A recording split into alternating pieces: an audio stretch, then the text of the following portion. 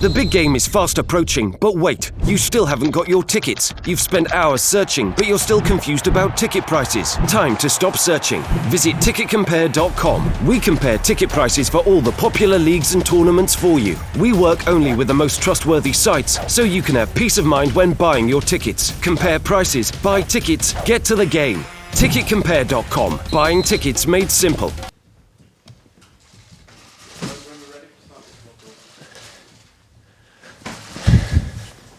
Hi, Gareth. Good to see you. Obviously, very difficult subject for us to start with, but one that's at the forefront of an awful lot of our thoughts at the moment. The situation between Russia and the UK at the moment and the impact that might have. It's difficult for you in the FA, I understand that, but what do you make of it? Well, look, clearly it's a really serious matter and is developing very quickly.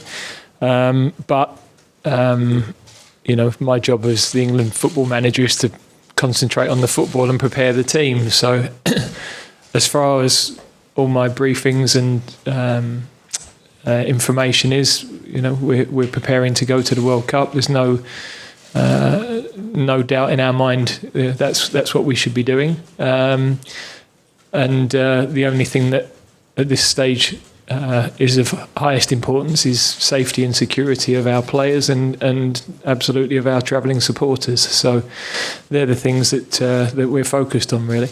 It's still a very unclear political situation, as you mentioned. I mean, Boris Johnson said the other day he wouldn't rule out, when he was given the opportunity to, the possibility of England boycotting this World Cup. Do you have concerns that your team might not be allowed to play at the Russian World Cup? I think it's a matter that's completely out of my control, really. The likes of Robert and the senior management team at the FA are able to have those conversations. We are, desperate to go to a World Cup, and that's really where my remit ends on that matter. I mean, the FA is supposed to be separate from political involvement. The government, your involvement with FIFA dictates that. Is there a difference here between political issues and safety issues? Yeah, I think that's a fair question. I think our focus as a football association is on preparation for the tournament on the pitch and off the pitch. Key fundamental in that is safety and security of our participants, players, our employees, and of course our supporters. And that's where our primary focus will be. It's not for us to make those broader political judgments. Robert, thanks for answering that. I know it's difficult for you, but what impact do you think all this might have on England's supporters and whether they're going to travel at all?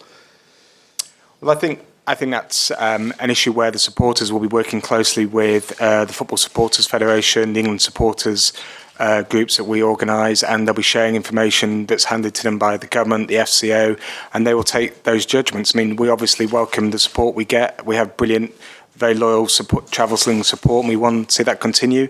And they will make sure that they get the right information, the right advice, and they make that as part of their assessment. Gareth, is there anything you want to add on any of this? No, as I say, very conscious of the seriousness of everything, but it's something that's outside of my control. So, from my point of view, I've got to prepare the team for a World Cup, which is, of course, a brilliantly exciting thing to be involved. Let's talk football then. Harry Kane isn't here, he's injured. Mauricio Pochettino has told us this lunchtime he's convinced that Harry will play again this season, but clearly the concern is he might be a bit undercooked, he might not get much game time. How worried are you about his fitness and how ready he'll be for the World Cup? I think the medical reports we have are that, for sure he'll play well before the end of the season, so you never want any player to experience injury, and of course Tottenham have some very big matches coming up. It's a disappointment for us not to have Harry with us. I think the 14 games I've had in charge, he's only actually been available for 6. Within those 6, he scored 7 goals. So there's an indication of his importance and his standing for us. But having said that, we've had to cope without him. It's important we're able to cope without him because you never know what's going to happen in football. And in those other matches, the likes of Daniel Sturridge, Marcus Rashford, Jamie Vardy have all stepped forward and scored important goals, Jermaine Defoe. So always part of what I'm working on is the strength of the squad and people who are able to come in, because we've been to previous tournaments and lost important players, and the whole focus has been on that rather than the collective. Question we always ask you, and especially with Harry Kane's absence, have you decided who your captain will be? I'll decide for these games when we get together and we see who's through the door, and then I'll make a decision on the tournament for the summer. You've called Danny Welbeck up. You've always said that players have to be playing for their club and playing well to get into the national team. Does Danny come under that category? I think he's only started 2 Premier League games for Arsenal this year. Well, I think it's evident to everybody the difficulty of selection at the moment in terms of having a rigid criteria, because my preference is always that you have clarity for the players in terms of you need to be playing regularly, you need to be in good form.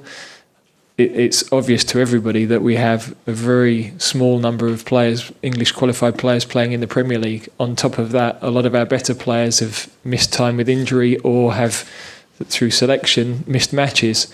So I've got to now, leading into a World Cup, look at who are the players we believe can play at the level, who are the players that have done well for us in the past. There are clearly some inclusions of players that are playing well for clubs, some who are getting their first call up.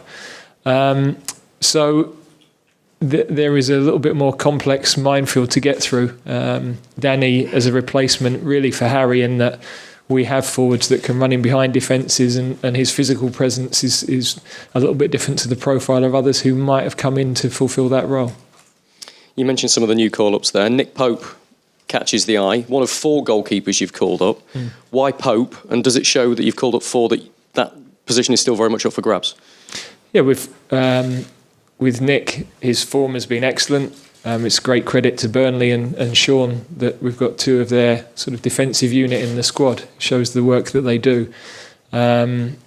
Nick's not a player we've worked with. Our other 3 goalkeepers have huge experience, either at senior international level or junior international level. I mean, Butland with under 17 Euros, under 20 World Cup, Olympic Games, Pickford, 17s and 20s World Cups. So we need to find out a bit more about Nick, because if we lose one of our more serious senior goalkeepers, we don't want to be bringing a new player in at the end of the season. And his form justifies coming into that mix. No Gary Cahill. You've dropped him. Not too long ago, he was your captain. Why? What's your thinking there, Gareth? Well, we've rotated the captaincy, of course. And first and foremost, I was really pleased with the way we defended in the games in November. Stones, Maguire, Gomez took the bulk of that game time. They were outstanding. On top of that, we've got other players that I want to have a look at. Tarkowski, Mawson, who respectively with their clubs are players we want to look at, not just for now, but beyond the summer as well. Maybe they're ready for the World Cup. Maybe it's beyond that as well. And we've got people like Eric Dyer, who also in a back 3 are players I want to see. So, probably, again, a very difficult call, because Gary has played a lot of our qualifying matches and is a great guy and a player I really respect. So, difficult call, but I don't want to bring a senior player in if there are others I need to look at and he's not going to play. Can he still make it to the World Cup, Gary Cahill? Yeah, I think there are a few players not in this squad that are certainly not out of our mind. There's 3 in particular who, if they were playing at the moment, would have probably been in. Injury-wise, Delph, Phil Jones, Ruben, they're all close to fitness, but none of them have played in the matches recently, and they're still in the early stages of recovering from those injuries. So they, along with Harry, sort of miss out by injury. So there's certainly 4 there that would be in our thinking.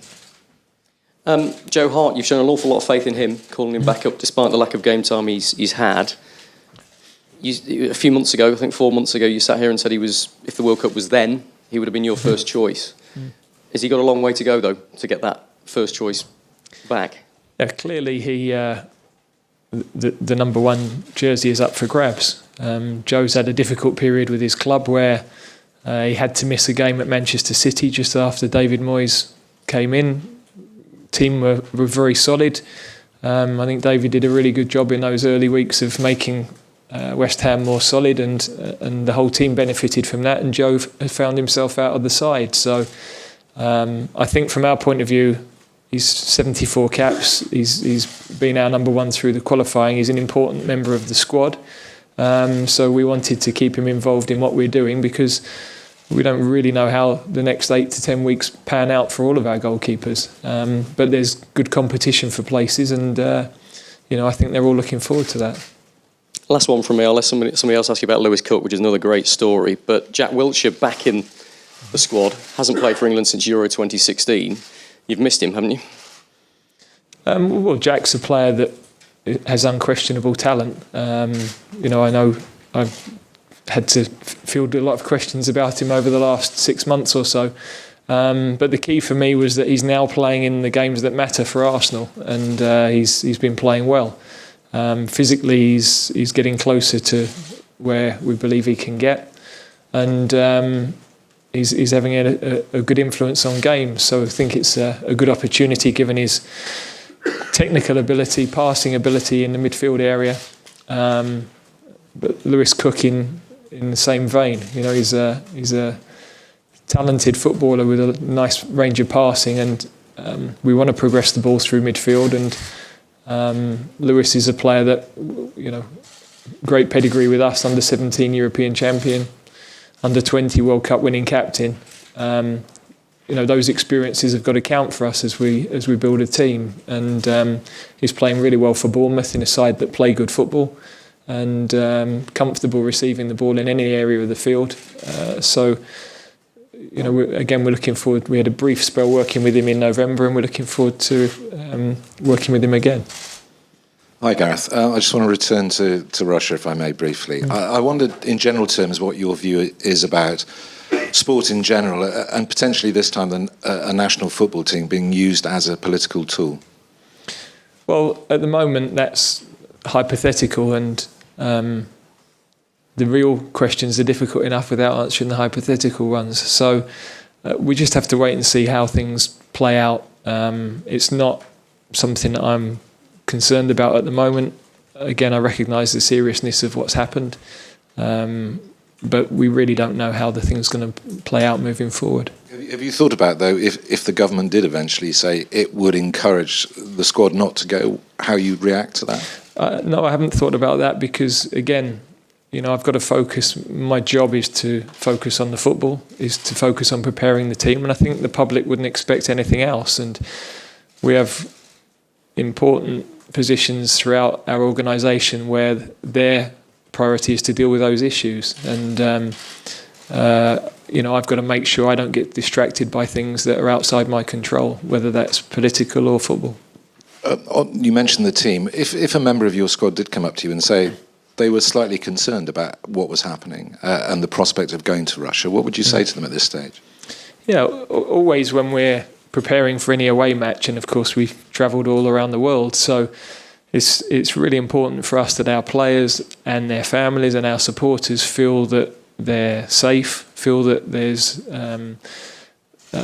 plans in place to look after them properly. We need them to be able to focus on playing football with as little going on in the background to interfere with their performance as possible. So we would always have briefings, meetings. Our security guys would keep us up to speed on what's going on, and that is very important to us. Because presumably a lot of us just assume that these guys can focus and shut the rest of the world out, but you're saying actually that's not always the case. Well, we're all human beings, and we're all affected by events around us and things that might distract us from our job. It's unrealistic to think any other of anybody in any profession. So that's why it's important as a manager that I've got the right support around the players, around the support team as well, because they're in the same position. And just one on the fans, Gareth. It looks like, it may not happen, but it looks like you will be followed by the smallest contingent in a major tournament for a long time. Is that a concern to you? Would you encourage fans actually to travel to get behind the team? Well, look, it's always a huge boost for us as a team when we've got our travelling support with us. We have some of the best fans in the world. So in the end, that's got to be an individual choice as to which games they attend. It costs a lot of money to follow England, and tickets for major tournaments are expensive. So there's various reasons why people choose to go to certain games, but for us, it's a massive boost when we've got our supporters in the stadium, definitely.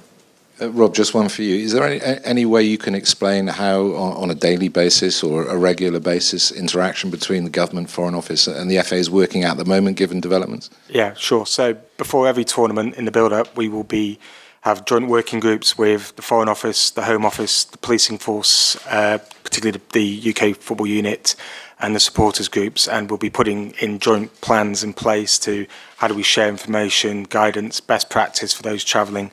That happens anyway. That's been happening for this tournament already for the last 12 months.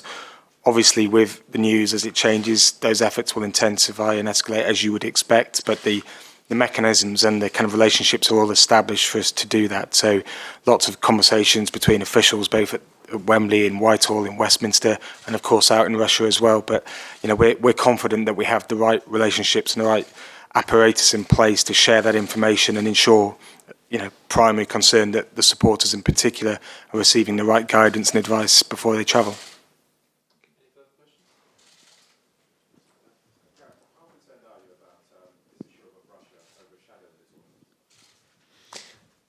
Again, we don't know how this is all going to play out. We don't know the timescales. We don't know any of the areas that might happen over the coming months. So I'm involved in preparing the team, preparing the support team. I will always be aware of what's going on in the world, but my focus has to be on the things I can control.